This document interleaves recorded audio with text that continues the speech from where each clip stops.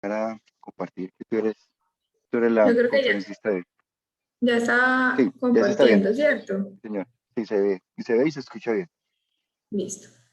Bueno, la idea es que si tienen alguna pregunta, me interrumpan y la resolvamos. Listo. Espérenme un segundito.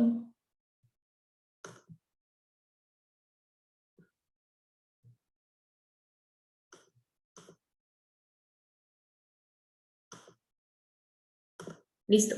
Entonces, vamos a hablar de las complicaciones posquirúrgicas asociadas a la diplopia y en qué casos tengo que tener consideraciones especiales con ciertos pacientes para no presentar, pues para que no tengan esta complicación quirúrgica. Entonces, ¿por qué aparece la diplopia? Si hablamos del estrabismo, tenemos dos tipos de estrabismo. Los estrabismos que están asociados a diplopia y los estrabismos que no están asociados a diplopia. Y la diferencia entre ambos, la supresión cerebral. Esa supresión cerebral solamente la puede hacer un cerebro que sea muy plástico, que tenga mucha plasticidad, es decir, el cerebro de los niños, más o menos hasta los 7 u 8 años. Es por eso que si tengo un estrabismo en un paciente pediátrico, generalmente lo que ocurre es que el paciente se ambliopiza, pero el paciente no tiene diplopia. Es por esto que en un paciente que ya tiene desarrollada su binocularidad y que ya es un paciente que no tiene tanta plasticidad neuronal como los mayores de 8 años, y lo voy a operar, es un paciente adulto y lo voy a operar, tengo que tener una consideración en que son una mirada binocular. Si altero la binocularidad, va a presentar diplopia al paciente. Entonces, ¿por qué es importante hablar de la diplopia como una complicación quirúrgica? Porque son pacientes muy complejos, son pacientes que la toleran mal, son pacientes que han sido operados generalmente en varias ocasiones, que independientemente de que la diplopia sea intermitente o constante, tienen un deterioro en la calidad de vida. Asociado solamente a la diplopia tenemos el fenómeno de confusión, que es que las imágenes se sobrepongan, el componente estético y la heterogeneidad de por qué puede pasar una diplopia después de una operación quirúrgica de oftalmología, independientemente de cuál sea la operación quirúrgica, pues la intervención quirúrgica, perdón, son o componentes restrictivos o paréticos o por una alteración en la sensorialidad o una descompensación de un estrabismo preexistente. Entonces, el enfoque de esta charla, que diría yo que lo más importante es la definición de los conceptos. Luego hablamos de la diplopia binocular, el enfoque clínico y algunas perlas clínicas a tener en cuenta en los pacientes. Entonces, cuando hablamos de los conceptos, quiero que sobre todo los residentes entiendan esta parte muy bien, porque es, digamos, que el pilar del estrabismo y el pilar de la binocularidad. Todos en la retina tenemos puntos retinales que tienen una correspondencia en el espacio. La dirección recta adelante es la fovea, ¿cierto? Cada uno de estos puntos en la retina cerebralmente tiene una gráfica sensoespacial, es decir, cada punto en la retina mira a un punto determinado en el espacio y el cerebro tiene asociado un punto de la retina con un valor motor en los músculos extraoculares y tiene una capacidad de que si tenemos alguna disparidad entre un ojo y el otro, seamos capaces de compensarla. Nosotros tenemos dos ojos, pero vemos como si tuviéramos uno acá, como si fuéramos un ciclo. Eso lo tenemos gracias al fenómeno de fusión y a la amplitud de fusión. Entonces, el fenómeno de fusión es la capacidad que tiene el cerebro de incorporar dos imágenes que son dispares en una sola tridimensión. Listo. Y la amplitud de fusión es la capacidad que tiene el cerebro para compensar las pequeñas desviaciones oculares. Es decir, si yo tengo una microendotropia de 2 y tengo una amplitud de fusión de más de 2 dioptrías, mi cerebro es capaz de corregir automáticamente esa mini desviación para que yo siempre permanezca con una sola imagen tridimensional. ¿Listo? Entonces, cada punto de la retina, como les dije, tiene un punto en el plano espacial.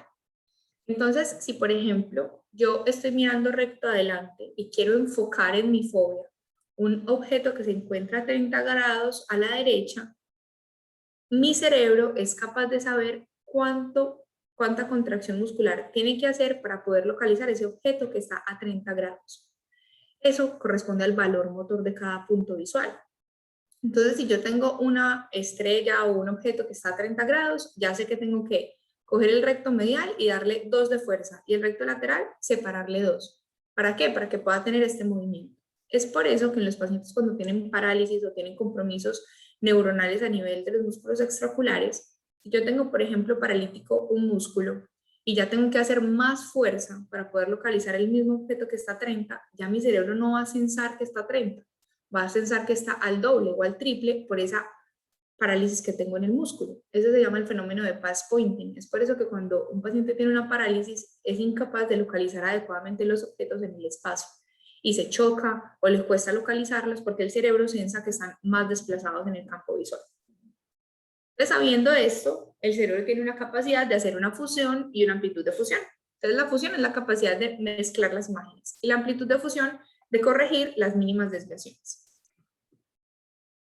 Entonces, ¿en qué cirugías de oftalmología puedo tener diplopia? Básicamente en cualquier cirugía de oftalmología puedo tener una complicación que sea diplopia. Vamos a empezar de afuera hacia adentro. ¿Cuáles son las manifestaciones de la diplopia y cuáles son las consideraciones a tener en cuenta? Cuando hablamos de órbita, el mayor compromiso es después de una cirugía de descompresión orbitaria. Esto se da generalmente en los pacientes que tienen orbitopatía distiroidea. Hay series de casos que reportan hasta el 66% de los pacientes luego de una descompresión orbitaria presenten diplopia. Hay múltiples técnicas que han ido surgiendo intentando disminuir la diplopia, pero es muy importante, y acá el punto a recalcar es advertir al paciente que antes de la descompresión orbitaria es muy probable, hasta el 70% de los pacientes van a tener estrabismo posterior. Y saber que luego de la descompresión orbitaria tiene que ser visto de forma prioritaria por el departamento de estrabismo para poderle brindar una ayuda inmediata al paciente y prever las siguientes intervenciones. Importante también evaluar antes de la descompresión si el paciente ya tiene estrabismo asociado a la enfermedad tiroidea, sobre todo si tiene un estrabismo restrictivo asociado a la enfermedad tiroidea. La primera vez que se habló de descompresión orbitaria entonces fue en 1911 por Dollinger, y en 1989 empezaron a hablar de que no se podía solamente descomprimir una pared orbitaria, sino que se tenía que hacer una forma balanceada entre las paredes laterales para evitar el estrabismo posterior a la descompresión orbitaria. Sin embargo, se ha visto que esto, si bien lo disminuye, no lo quita por completo. Cuando se preserva el pilar óseo, se disminuye de un estrabismo posoperatorio del 71 al 58%. Y el pilar óseo es este que vemos acá, el pilar óseo inferomedial. Cuando tenemos una descompresión medial, inferior o lateral, la medial es mucho más efectiva, pero produce más estrabismo porque todo se hernia hacia las celdillas etmoidales, incluyendo el recto medio. La pared inferior también es muy efectiva, pero entonces todo se desplaza hacia el seno maxilar, y la pared lateral es menos efectiva, pero también produce menos estrabismo. Entonces una posible compensación sería dejar este pilar inferomedial para poder dejar un poco las estructuras intraorbitarias, cada una en su lugar. Esa es como la principal consideración a tener en cuenta. Esta es una imagen en la que se ve la descompresión orbitaria y se ve el desplazamiento de todos los músculos hacia las celdillas etmoidales. Hay un cambio en el trayecto muscular, hay una desviación en un músculo que ya está enfermo por la orbitopatía distiroidea. Entonces estamos mezclando un factor mecánico con un factor restrictivo ya innato a la enfermedad. Respecto a la cirugía de párpados, entonces vamos a ver que se puede presentar sobre todo en las blefaroplastias inferiores, pero también está descrito en blefaroplastias superiores. En las blefaroplastias inferiores puede ocurrir un fenómeno que se llama una inflamación compartimental tipo Boltzmann-Klein, que es un síndrome compartimental en la parte inferior del ojo.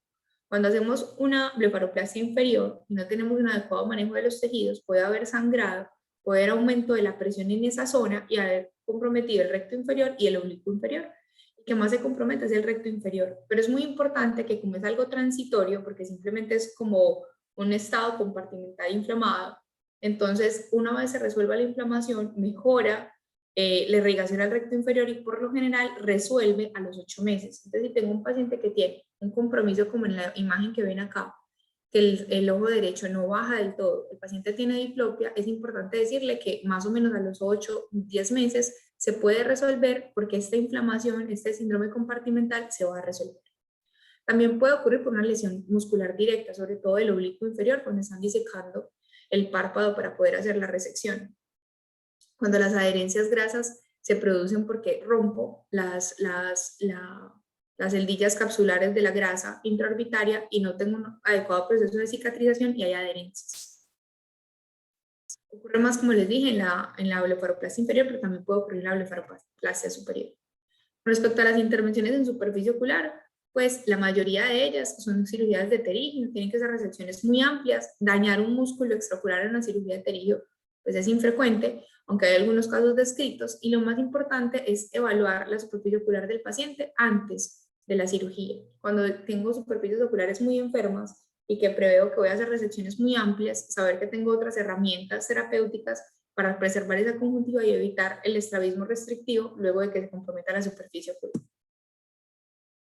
Respecto a la cirugía refractiva, yo creo que este es el punto, digamos, como más importante de la charla, porque son pacientes que yo no tengo ningún antecedente previo, son pacientes que a diferencia de alguna otra enfermedad oftalmológica lo que buscan es un resultado y van a demandar por ese resultado, por sentirse cómodos, por no llevar las gafas, porque quieren una corrección en la que se sientan, digamos, con un buen resultado postquirúrgico, y tener una complicación de una diplopia después de una cirugía refractiva es supremamente pues catastrófico.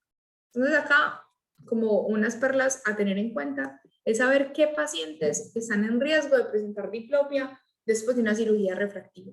Y acá lo más importante es saber qué evaluar antes de la cirugía. Y lo más importante a evaluar antes de la cirugía es la binocularidad del paciente y si el paciente tiene o no tiene una dominancia ocular clara para no cambiarla. Entonces, ¿por qué binocularidad?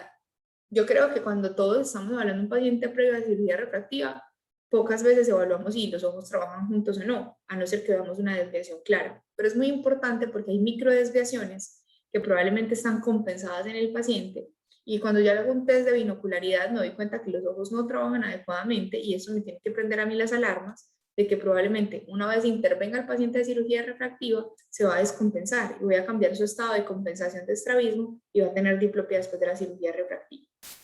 Hay algunas alteraciones propias de la cirugía que pueden producir diplopia, que básicamente es la descentración de la ablación. La descentración, cuando estamos hablando de cirugías corneales, la descentración de las ablaciones. Tener en cuenta los pacientes que utilizan prismas previos a la cirugía refractiva. Muchos pacientes no saben que llevan prismas o simplemente no lo dicen porque los llevan en las gafas y entonces, como toda la vida han usado las gafas, lo omiten. Entonces es importante preguntar si tiene prismas en sus gafas. Cuando hago una monovision iatrogénica y cuando tengo antecedentes de una alteración en acomodación. ¿Qué es importante acá, sobre todo los pacientes hipermétropes? ¿Por qué? Cuando tenemos un paciente miope, tiene una componente acomodativo mucho más efectivo. Los pacientes miopes hacen menos grado de acomodación porque tienen una muy buena visión cercana. Entonces, su grado de acomodación es muy acertado, es muy efectivo. Entonces, tienen que hacer menos esfuerzo acomodativo. Lo contrario ocurre en los pacientes hipermétropes. Entonces, si yo estoy corrigiendo un paciente hipermétrope y es un paciente que tengo una, no sé, iatrogénicamente voy a cambiar su defecto refractivo, le estoy pidiendo que tenga una alteración en la acomodación que puede llevar a una desviación ocular y a la diplopia. Generalmente tengo otras causas que producen diplopia pues innatas a la córnea, como las aberraciones ópticas causales después de la cirugía refractiva. Y en los pacientes miopes altos hay que tener una consideración especial porque, como les dije, están acostumbrados su cerebro a tener una muy buena acomodación de cerca y a tener una acomodación muy efectiva. Si yo tengo un paciente miope, le hago una cirugía refractiva y tengo un cambio de hipermetropía leve, esos pacientes son los que más incómodos se sienten, independientemente de la meta refractiva. Es porque estos pacientes, la acomodación que deben hacer, no estaban acostumbrados a hacerlo y puedes compensar la binocularidad y producir una diplopia transitoria. Transitoria es cuando está cansado, cuando se toma una copa de vino o cuando está enfermo. ¿Listo? Para eso es importante medir las amplitudes de fusión. Entonces, como les dije que el concepto de amplitud de fusión es la capacidad del cerebro de corregir las pequeñas desviaciones de la binocularidad o de los ojos, esas amplitudes de fusión son máximas en convergencia. Nosotros somos capaces de mantener los ojos muy bien alineados de cerca hasta 10 dioptrías prismáticas. En divergencia, más o menos 8 dioptrías prismáticas. Pero la peor desviación, la peor amplitud de fusión que tenemos es vertical. Entonces, si yo tengo una desviación vertical de 2 dioptrías después de una cirugía, es muy sintomática en el paciente porque tenemos muy baja amplitud de fusión vertical. Entonces, en resumen, en los pacientes que van a ser sometidos a cirugía refractiva, ¿qué tengo que evaluar? Primero, antecedentes de alteración de la binocularidad. Hacer un cover test en visión lejana y visión próxima. Evaluar estereopsis, determinar el ojo dominante y evaluar siempre bajo cicloplegia. Y si tengo alguna duda, obviamente ir a consultar con el departamento de estrabismo. Lo primero, estereopsis, es evaluar que los dos ojos trabajan juntos. Y una forma en la que todos tenemos en el consultorio, porque todo esto está en la pantallita con la que tomamos la huesa visual, es las luces de Ward o el test de luces de Ward. O si tenemos un rojo verde con las gafas el test de luces de Ward. Cuando yo me pongo las gafas de rojo-verde, eso es como para que los residentes lo entiendan, yo estoy haciendo que mi ojo derecho, que por nomenclatura pues tiene el lente de verde, como por estándar, vea solamente las imágenes que están en verde, porque bloquea el rojo. Y cuando tengo el ojo izquierdo, estoy haciendo que mi ojo izquierdo solamente vea las imágenes rojas. ¿Por qué? Porque tengo bloqueado el verde. Entonces, ¿eso qué quiere decir? Que los ojos están trabajando por separado. Cuando yo le digo a un paciente que se ponga sus gafas, las gafas del test de Word, y le pido que mire las luces, y el paciente me dice que ve 5 imágenes, entonces yo ya sé que el paciente tiene una diplopia. Pero si el paciente llega y me dice, no, yo solamente veo solamente dos, las rojas, entonces sé que está suprimiendo un ojo. Sé que en su actividad diaria el paciente omite uno de sus ojos. Entonces esta es la forma en la que yo me doy cuenta simplemente con un test de estereopsis o con un test de binocularidad que el paciente, así yo no le vea una desviación manifiesta, no trabaja con sus dos ojos en simultáneo. Y esa es una consideración a tener en cuenta cuando voy a someter al paciente a la cirugía refractiva. Lo contrario ocurre si, por ejemplo, el paciente me dice, yo veo 3 imágenes, veo 3 figuras verdes. Eso quiere decir que el paciente está suprimiendo el ojo izquierdo, está suprimiendo uno de los ojos, entonces no trabaja con los dos ojos en binocular. Cuando utilizo el test de la mosca de Titmus es algo similar. Yo me pongo las gafas, que son unas gafas con unos vidrios polarizados apodizados, en el que le pido al paciente que me diga cuál de las imágenes sobresale. Y en la mosca, que me coja con la pinza las alas de la mosca. Si el paciente tiene una baja estereopsis, tiene una estereopsis muy grosera o no tiene ninguna estereopsis, quiere decir que cuando estaba pequeño no desarrolló la capacidad de tener estereopsis, no desarrolló la capacidad de que sus dos ojos trabajaran juntos para poder tener tridimensionalidad. Entonces eso también me hace prender las alarmas. Y el de la derecha es un test de TNO que funciona muy similar al test de la mosca. Simplemente acá el paciente tiene que identificar ciertas imágenes que están embebidas como en este fondo distorsionado. Porque es importante determinar el ojo dominante. Entonces, cuando hay ciertos tipos de desviaciones y hay un ojo dominante sobre el otro, pueden estar compensadas. Y si yo someto al paciente a una cirugía refractiva, y eso también va para las cirugías de catarata en pacientes que tienen cataratas de larga evolución, si yo lo someto a una cirugía refractiva de catarata, le puedo cambiar la dominancia y puedo hacer que la desviación que tenía latente se vuelva manifiesta, como es el caso de las desviaciones verticales disociadas y las desviaciones horizontales disociadas, como es el caso que les presento acá. La paciente, cuando fija con su ojo izquierdo, tiene una adecuada compensación. Porque si yo le cambio la dominancia ocular y ahora hago que fije con el derecho, la desviación se hace más manifiesta. La desviación vertical se hace manifiesta y la paciente se va a sentir incómoda. Porque hacerlo todo bajo cicloplegia siempre es muy importante, no solamente por la corrección adecuada del defecto refractivo del paciente, sino en los pacientes que tienen componente estrábico con acomodación. Las endotropias que tienen hipermetropías residuales y que yo las corregí de hipermetropía y me quedó algo residual, pero el paciente cerebralmente tenía una acomodación muy marcada, van a poder volver a desviar una vez yo le corrija la hipermetropía. Entonces, siempre se tiene que hacer una adecuada corrección de todo el defecto refractivo. Ojo con las hipercorrecciones en los miopes, por lo que hablamos hace poco.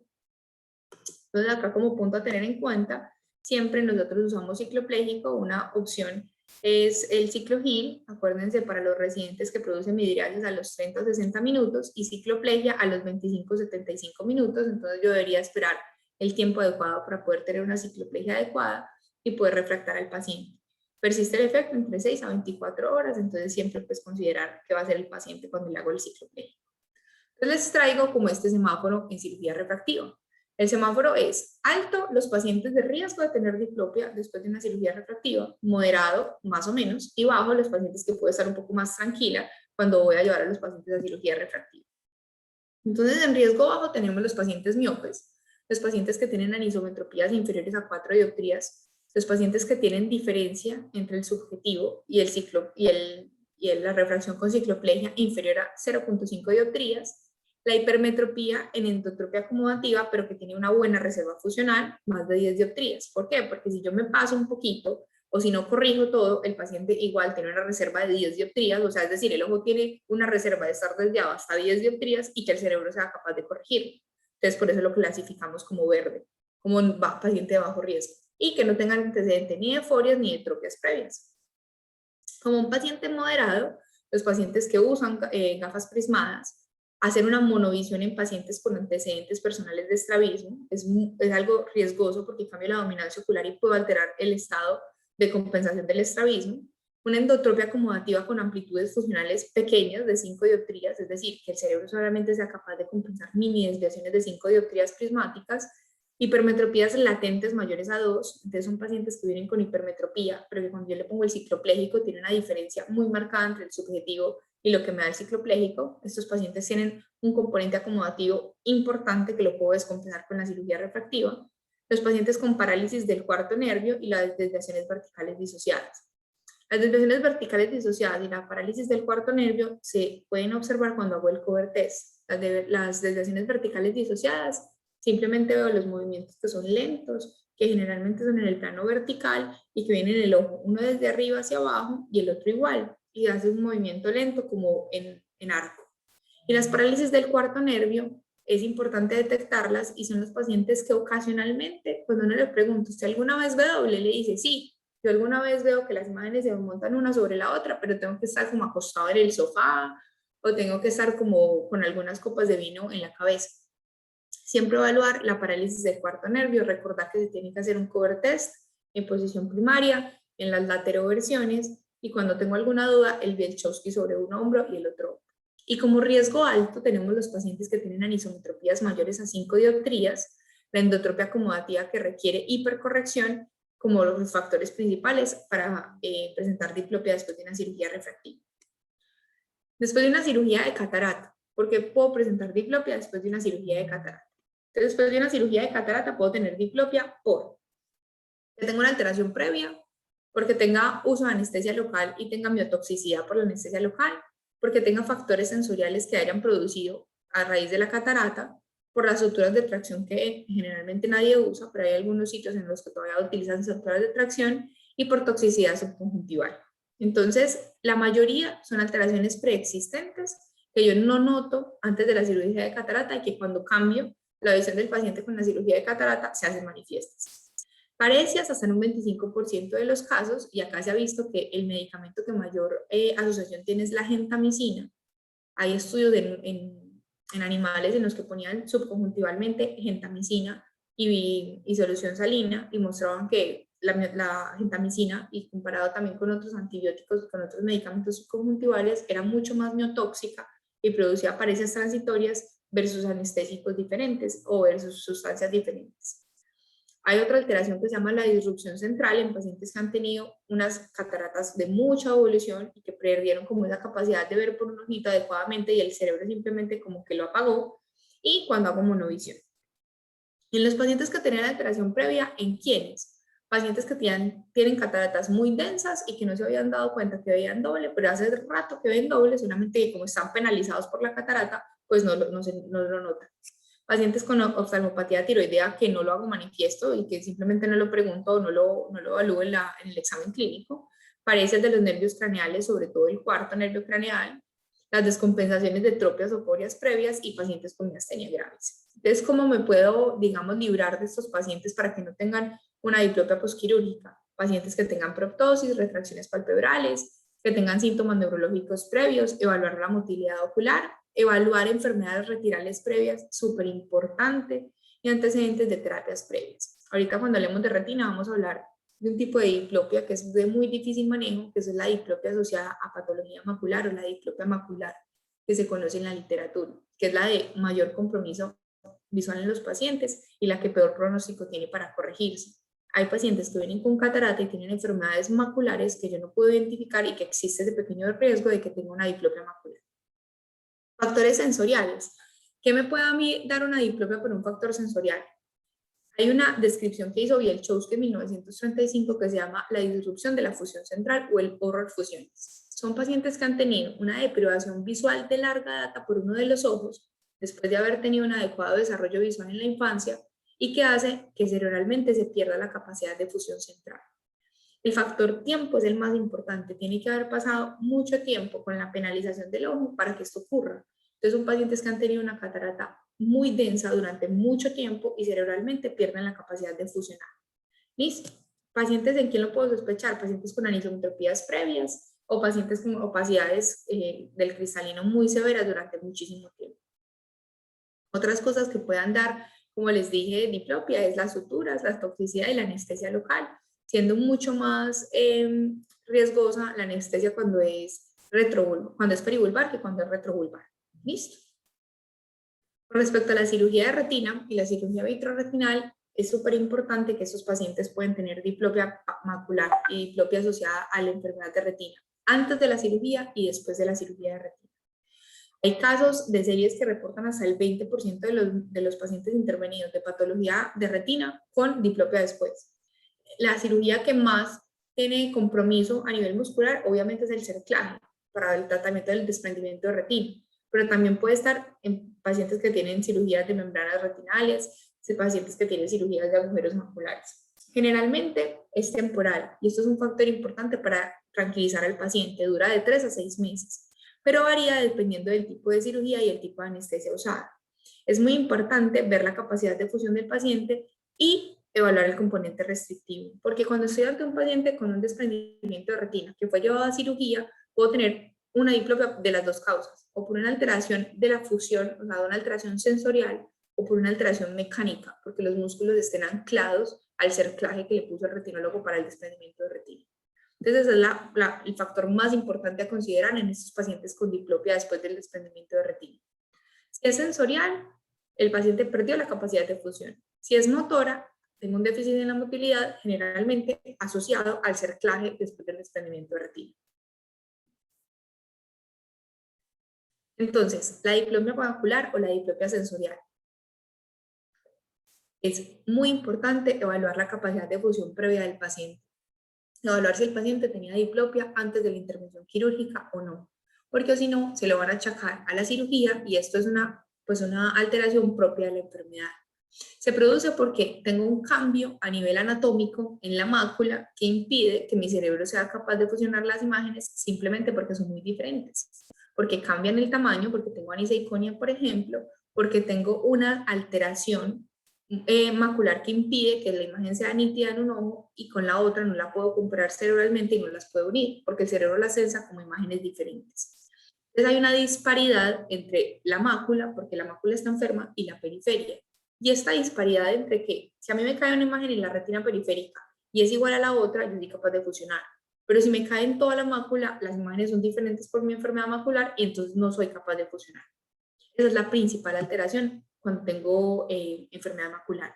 Entonces hay un síndrome que se llama el síndrome de la fobia desplazada o el síndrome de diplopia macular que fue descrito, eso es un artículo del Bascom Palmer, en el que evaluaban a esos pacientes que eran diplopias intratables, que eran diplopias y llegaban al departamento de estrabismo y no tenían ninguna alteración muscular, pero el paciente seguía viendo doble binocularmente y era totalmente incapacitante para el paciente. Y empezaron a evaluar y encontraron que lo que sucedía era una disparidad entre la retina periférica y la retina central. No eran capaces de estar en armonía para poder fusionar de forma adecuada. Y hay un test que se llama el test de las luces apagadas y prendidas, en las que se puede identificar este tipo de pacientes. Entonces, el paciente con la luz prendida, lo que ve es más o menos lo que ve en la imagen derecha. Ve en la periferia una sola imagen. Entonces ve los muñequitos, el Winnie Pooh y ese osito, lo ven una sola imagen. Pero cuando van a centrar la mirada con ambas fobias y con ambas máculas, ven doble, porque el cerebro no es capaz de fusionar la mácula porque está enferma la de un ojo. Cuando apagan la luz, hay una alteración en la luz que llega a la retina y las células que lo sensan y el paciente es capaz de fusionar. Entonces, el paciente no tiene diplopia con la luz apagada, pero cuando encienden la luz, tiene diplopia, porque se elimina esa disparidad. Entonces, es una forma fácil de identificar las diplopias. Ahorita que hablemos de tratamiento, vamos a ver que los tratamientos de acá son tratamientos muy agresivos para poder que el paciente tenga una vida medianamente normal. Por el contrario, cuando tengo un déficit en la motilidad, o sea, cuando ya la sensorialidad está adecuada, el paciente sí es capaz de fusionar, lo que sucede es que tengo adherencias, cambios en los vectores de la fuerza muscular porque el cerclaje desplaza los músculos, o por una lesión directa al músculo cuando el cirujano está poniendo el cerclaje, o por miotoxicidad por la anestesia. Y lo más importante acá es la incomitancia. Para los residentes, cuando hablamos de estrabismos incomitantes, son estrabismos que son diferentes en las diferentes posiciones de la mirada. Cuando tenemos un paciente con una incomitancia, tenemos que sospechar que lo que tiene es un déficit en la motilidad asociado innatamente a la cirugía. Cuando hablamos de glaucoma, entonces, generalmente las cirugías de glaucoma no están asociadas a diplopia, a no ser que estemos hablando de pacientes que llevan válvulas o que llevan dispositivos para glaucoma. Entonces tenemos estas tres válvulas. Las válvulas de Ahmed, que son las que más implantamos en nuestro medio, y las otras válvulas que han sido desplazadas, como las de Berber, y no recuerdo en este momento el nombre de la derecha. Cuando tenemos estas válvulas, lo importante es la localización. Realmente tienen que ser superotemporales. ¿Por qué? Porque cuando están superotemporales tienen menor riesgo, de rozar los músculos. Sin embargo, las válvulas de Berber, que fueron las que inicialmente ponían, eran las que más estaban asociadas porque se ponían debajo del recto superior y el recto temporal.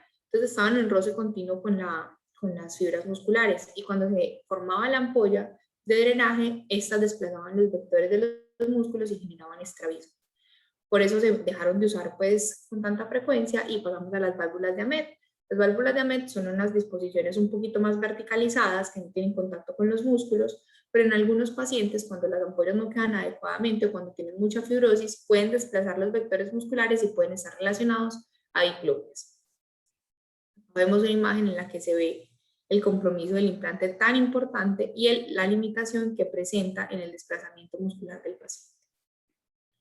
Entonces, cuando tengo un paciente con diplopia, ¿qué tengo que hacer? ¿Cuál es el enfoque clínico? ¿Cómo le digo al paciente que tengo que resolver esa complicación postquirúrgica? Lo más importante es preguntar el momento de aparición. ¿Cuándo apareció la diplopia? Si es binocular o monocular. ¿Dónde están posicionadas las imágenes? ¿Una al lado de la otra, una encima de la otra? ¿Qué antecedentes oftalmológicos tiene el paciente? ¿Cómo ha ido evolucionando? Porque vimos que, por ejemplo, después de una blefaroplastia o después de una cirugía de retina que tiene buena fusión, el paciente a los 6 meses va a recuperar su visión binocular. Entonces, tengo que saber cuánto tiempo ha pasado y si la desviación o la diplopia ha ido a más, a menos o ha estado igual durante todo el tiempo. Y como tratamiento vamos a ver varias opciones. Lo más importante, prevenir. Y como prevenir en la cirugía refractiva, por eso les puse el semáforo, saber qué pacientes están en riesgo. Prever si es transitoria, si el paciente va a ser sometido a una descompresión orbitaria, decirle, va a ser transitorio, va a ir de una vez al departamento de estrabismo y van a ayudarle con su diplopia. Últimamente hay varios reportes que muestran que los pacientes después de una descompresión orbitaria que quedan con desviaciones, la aplicación de toxina botulínica en los rectos tiene un muy buen resultado.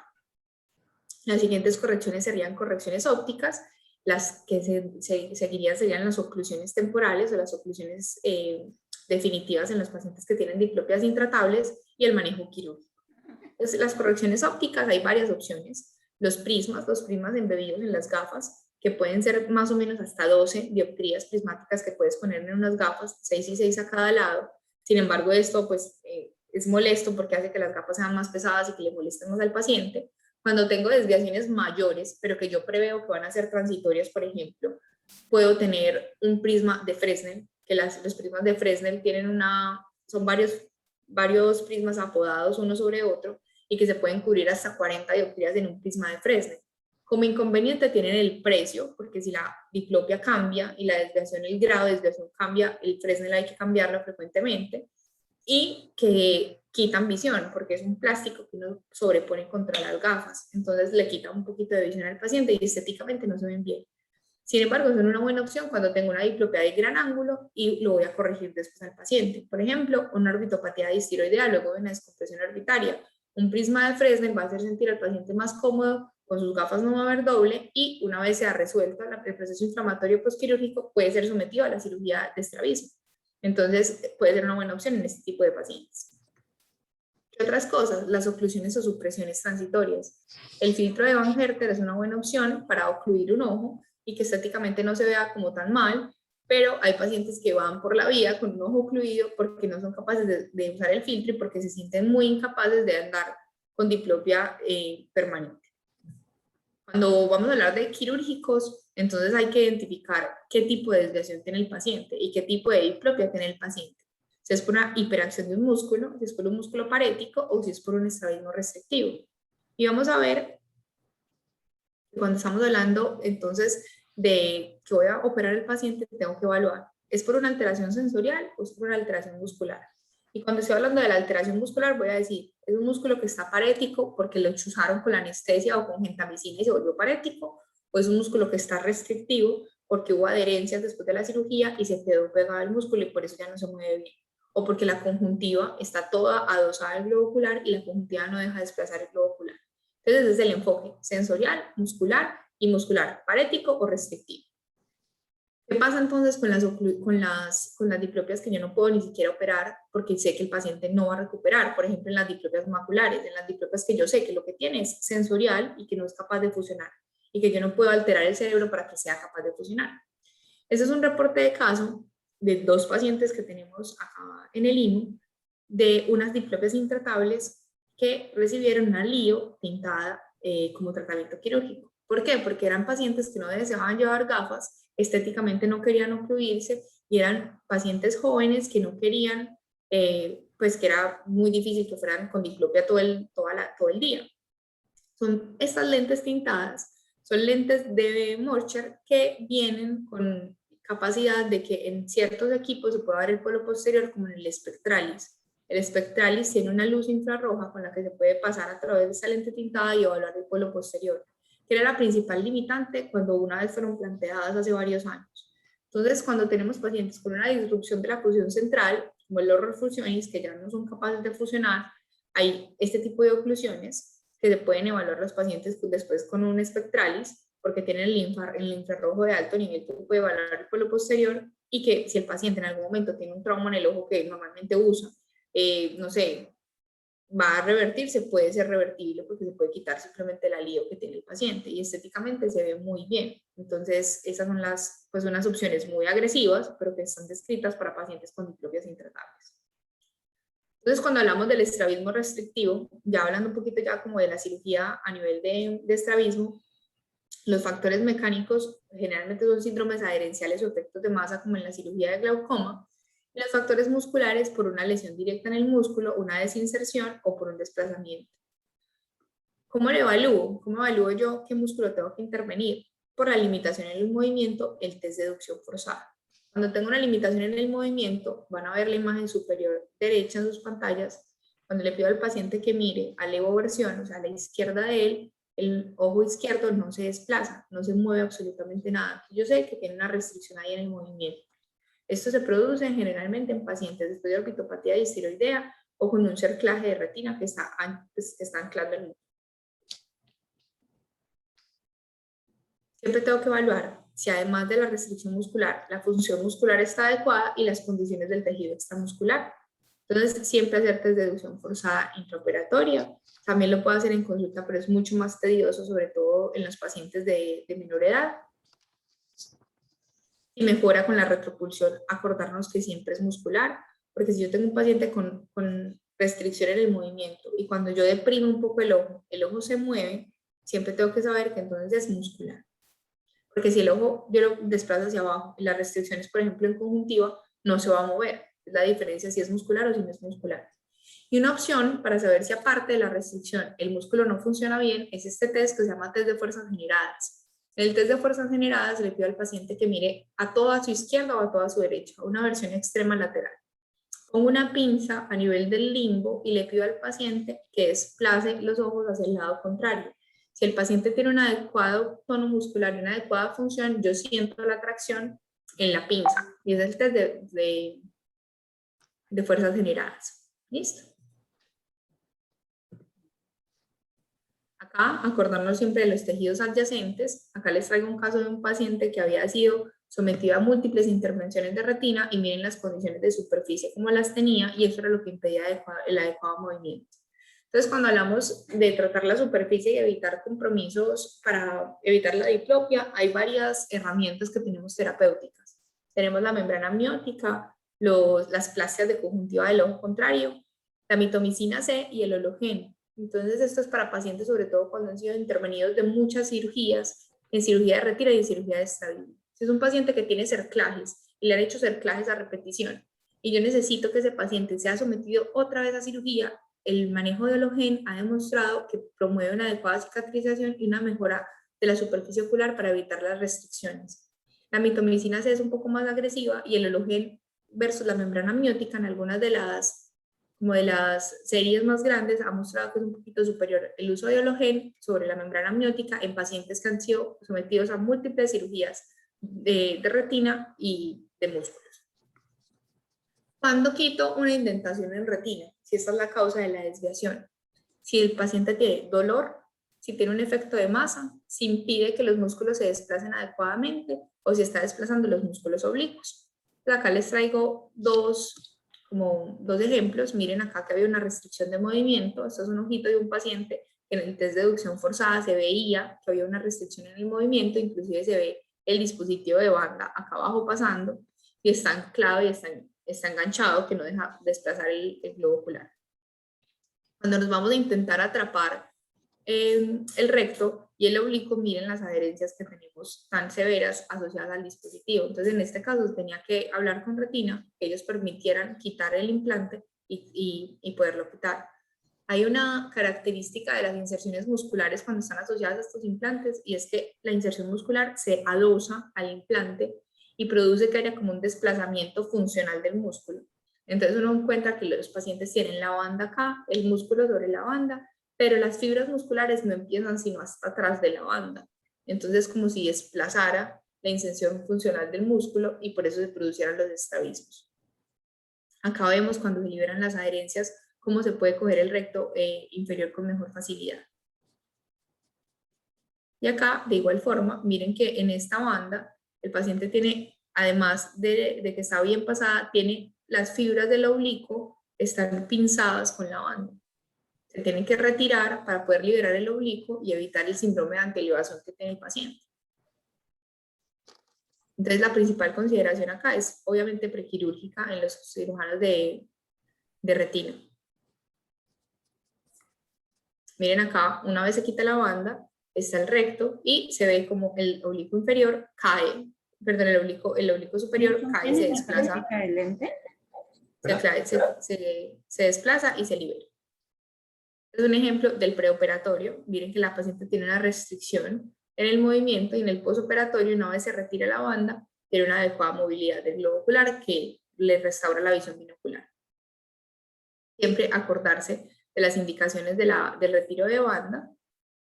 Y por último, este es el otro ejemplo que les muestro, que las adherencias no solamente tienen que ser de tejido asociado a la banda, sino que pueden ser por otras causas. Es un paciente que había sido sometido a varias cirugías orbitarias y de músculos extraoculares y miren que toda la grasa orbitaria estaba hacia adelante. Esa grasa orbitaria cuando se sale de su condición anatómica normal produce muchas adherencias. Entonces, esto sobre todo en los pacientes que son sometidos a blefaros inferiores, la grasa tiene que ser muy bien retirada porque la grasa produce muchas adherencias. Es un paciente que tenía el oblicuo inferior adosado al recto inferior y que tuvo que ser liberado para poder permitir un adecuado desplazamiento muscular. Listo. Ahí se libera el músculo. Miren las adherencias inclusive del músculo a la esclera. Miren acá está el músculo y se tienen que liberar con las incisiones todo el músculo de las adherencias y miren inclusive la conjuntiva cómo se encontraba. Hay que hacer liberación de adherencias conjuntivales. Este paciente no se le puso Hologen, se le puso implante de membrana amniótica para cerrarlo para poder mejorar la cicatrización. Eso era todo lo que traía como para conversarles. No sé si tienen alguna pregunta. No, Camila, muchas gracias. Muchas gracias por la colaboración y bienvenida de nuevo. Hola, Felicitaciones. profe. Gracias. ¿Cómo estás?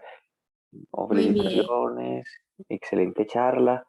Creo que son datos muy importantes a tener en cuenta porque creo que no hay nada más estresante para un cirujano que se presente una complicación cuando se hace una cirugía de otro tipo, por ejemplo, como vos decías, después de una cirugía refractiva o de catarata, que tiene otros fines y se presente esto. Entonces es muy importante saber valorar desde antes a los pacientes, saber qué complicaciones se pueden presentar y cómo en quiénes sospecharlas y cómo evitarlas.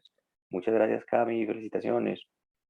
Gracias, profe. Un abracito. Que estén muy bien. Gracias. No sé si alguien tenía de pronto más preguntas. Hola, buenos días, Cami, muchas gracias. Todo muy, muy bien, todo muy claro. Por acá en el chat solamente felicitaciones de parte del doctor Bamón, la doctora Marta Muñoz. Todo pues como felicitaciones. Por acá no preguntas, no sé si alguien tiene alguna pregunta adicional pues para la doctora.